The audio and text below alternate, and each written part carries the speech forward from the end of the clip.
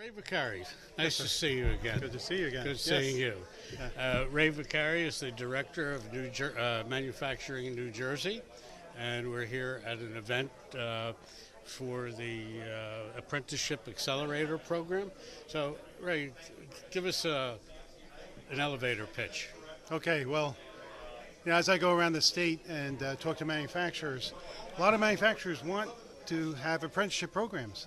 But the issue for them is the overhead associated. There is some overhead associated with it, and they're afraid of it. So we actually developed a program called the Mechaforce Registered Internship Manufacturing Program, or MRIM, where we will sponsor apprenticeships throughout the state of New Jersey. And that's part of what this is about, to educate manufacturers and say, there's a program available to help you implement an apprenticeship program where you hardly have to do anything except hire the apprentice and train them. Is there any costs involved? No, no costs. No. So we're funded by the State Department of Labor with a grant.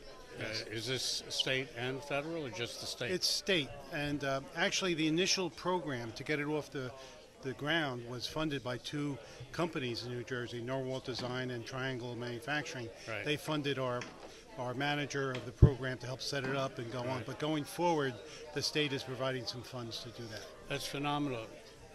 Tim Grady, my co-host, who you know, we've been hearing all over the country that there are all kinds of new and innovative ways to accomplish the same end. And that's great. There's two companies up in New Hampshire who pooled money and started their own school. There they didn't even have enough people to fill jobs and in New Hampshire, and then people started coming in from Boston and so on. So it's happening. Yeah, it is. It's needed too, because absolutely. A lot of manufacturers, they're short of skilled workers. All manufacturers throughout the country are short of skilled workers. They've been trying, and we're doing a lot of work with the schools, with the community colleges, with the CTE schools. They're developing the skilled sets, but it's taking time. Meanwhile, what do manufacturers do? They hire an employee and they train them.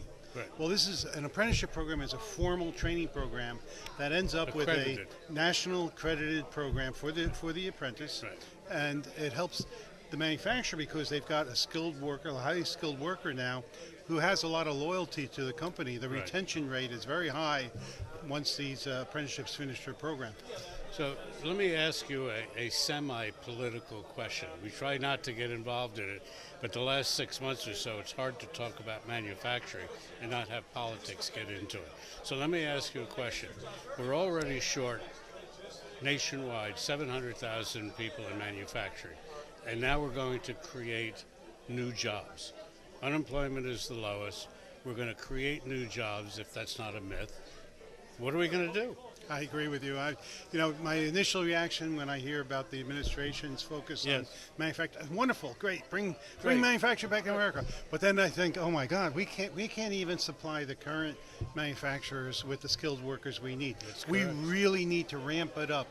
This morning we had the manufacturing caucus from New Jersey legislature, which was just formed, and they're looking for how can they help. And one of the biggest ways they can help is to fund the CTE schools in the state of New Jersey. We have one in every county, and these CTE schools are turning away students. 3 out of every 4 students are turned away, not because they're not qualified, but because there's no room at the inn. We need to fund more and more of these schools to produce the skilled workers we need to meet that demand. And if we don't do this, we're going to be short 10 million jobs by 2025. Is that the guesstimate? Again, especially with the administration's aggressive approach to bring manufacturing back. Yes. Yeah. Well, Ray, I hope all of us succeed at this. I was really quite impressed with the interviews. The panel this morning is such, and quite a few of the people that some I know. Of course you do. It seems as though that we're on a right course, and one of the things that I've been saying for quite a while, we can't rely on the federal government. We have to rely on local. I agree. And that's where it all starts. Yes. Yep. Grassroots, for sure. Thank you very much. It's always a pleasure. Thank you. Thank you. Thanks for joining us on Manufacturing Talk Radio. If you'd like to be a guest on our show, contact us at info@mfgtalkradio.com.